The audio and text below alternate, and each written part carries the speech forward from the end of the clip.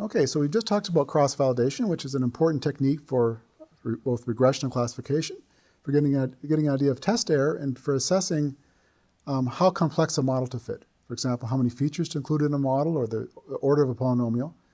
And it's a very important technique, and sometimes with important techniques like this, it's a good idea to see how one might do it wrong.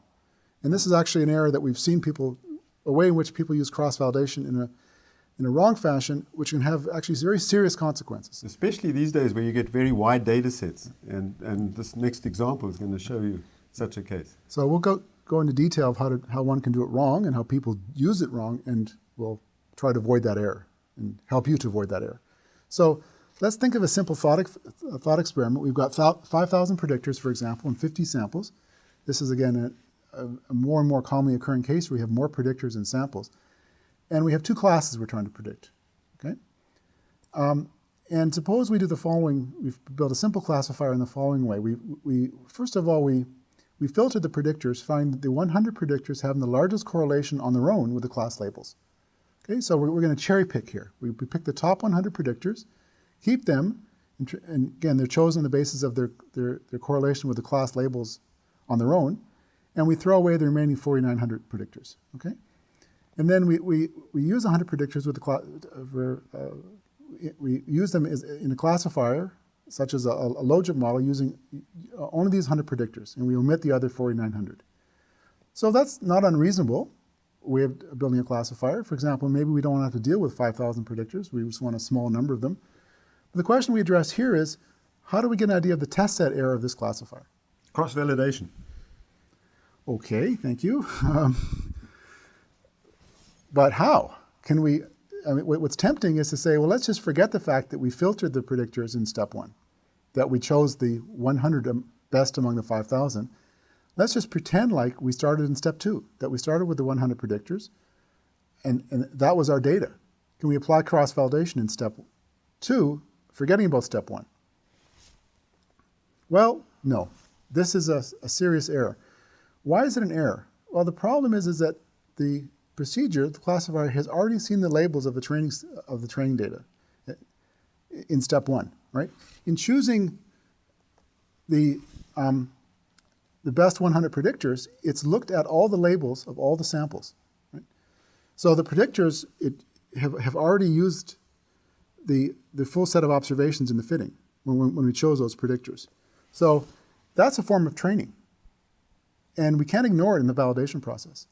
So the point is, we're not allowed to just start in step 2 and ignore the fact that we applied step 1. Why is that? Well, and this is something you should try yourself. You can simulate data with class labels having no correlation with the outcome. So that if with equal classes, the true test error is 50%. But cross-validation, they ignore step 1, will give you an error rate of 0. Right? So it's a serious bias. Cross-validation telling you your classifier is perfect when in fact your classifier is the same as flipping a coin. Okay? And think about why this happens.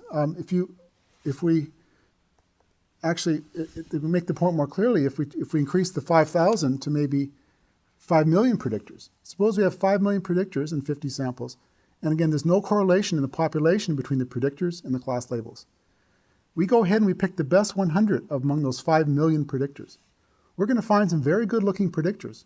Despite the fact in the population, no predictor has correlation with the outcome. In the data, if we look at the best among 5 million, we're going to find some very good predictors that look in the data like they have a lot of power for classifying. If we then pretend like those were the predictors we started with, those 100 cherry-picked out of 5 million, they're going to look very good to cross-validation. So we fooled cross-validation by leaving out the first filtering step and giving it a very cherry-picked set of predictors in the second step. Second step. This seems like it was done on purpose here, but actually in some genomic studies, researchers are faced with tens of thousands of genes maybe, and it's just hard to handle them. So they do some kind of screening in the beginning just to reduce the number of variables down to a manageable set, and then forget about it afterwards. But that leads to this kind of bias.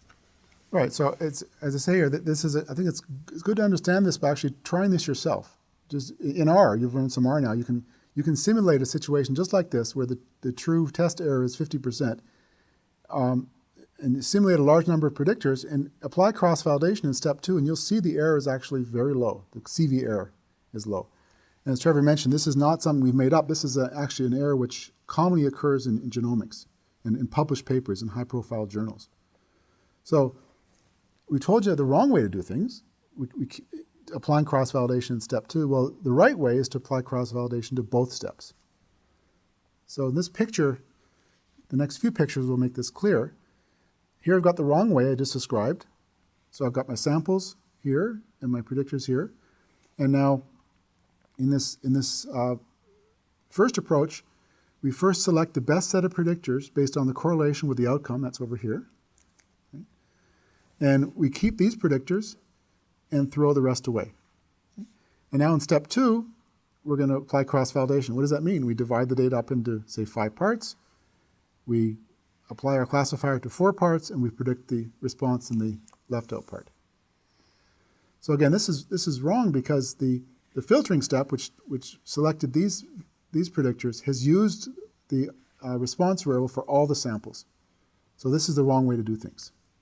The right way is as follows. We define our folds, 5 folds, cross-validation. Before we do any fitting, we remove one of the folds, all the data for that fold, the predictors and the response variable. And now we can do whatever we want on the other 4 parts. We can filter and fit however we want. And when we finished our fitting, we then take the model and we predict the response for the left-out part. The key point being, though, that we form the folds before we filter or fit to the data in order to get so that we're applying cross-validation to the entire process, not just the second step. So this is the right way to do it. So in each of the 4/5 folds, we might screen off a different set of predictors each time, and we probably will.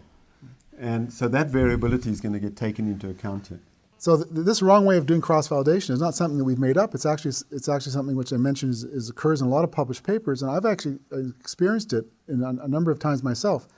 A few years ago, I was at a PhD oral in engineering here at Stanford, and a lot of people in engineering are doing statistics as part of their work. This particular student was doing he was trying to predict heart disease from SNPs. SNPs are single base changes in the genome. So basically, he had a classification problem with, I think, about 100,000 predictors and a two-class response. And he had done something very much like this. He had so many predictors, he wanted to filter them. So he applied a filtering of some sort to the data set to reduce the 100,000 predictors, I think, down to 1,000. And then he fit some sort of a model to the 1,000 predictors, and he got an error rate of about 35%, I think, which doesn't sound that impressive, but for this particular area, it was actually quite a low error rate, right? And during the oral, he presented this, and I said, actually, I think there's a problem with this, and I pointed out the fact that the point you've just seen, that he had filtered the data, and I didn't say this give you enough detail. He had applied cross-validation in the second step. So he'd filtered the data down to 1,000 predictors. He applied cross-validation, and the cross-validation error rate was about 35%. And he was quite happy, and this was part of his presentation. And I mentioned, well, that doesn't look right to me because you have done cross-validation wrong in the way I just described. He didn't agree, and his supervisor didn't even agree, who also, I will not name the person. Wasn't me. It wasn't you. Well, the supervisor said, well, maybe you're right, but you're really being picky and you're splitting hairs here. It's not going to make much difference. And I said, well, I think it might make a difference. You really have to go back and do it. So a few months later, the student knocked on my door, my office. Did he pass? He did pass because he had other things in the thesis which were reasonable. But a few months later, he knocked on my door, came to my office, said, I redid the experiment and the error rate's now 50%. He was quite surprised and a bit upset. But basically, it was, I told you so, that with a large number of predictors, if you filter them, you've got to include that in your cross-validation. And if you don't, you can incur a serious error in your cross-validation estimate. So that was, again, it happens, and Trevor and I talk about this a lot, and other people have written papers about this error, but people continue to make this error in cross-validation. So that's a big heads up. Yeah. And of course, another heads up is not have Rob Tipsherani be on your oral committee. Okay. Okay, so that completes our discussion of cross-validation. We spent quite a bit of time on that topic because it's a very important technique for all the methods we'll see in this course. In the next section, we'll talk about a closely related idea, but a different one called the bootstrap.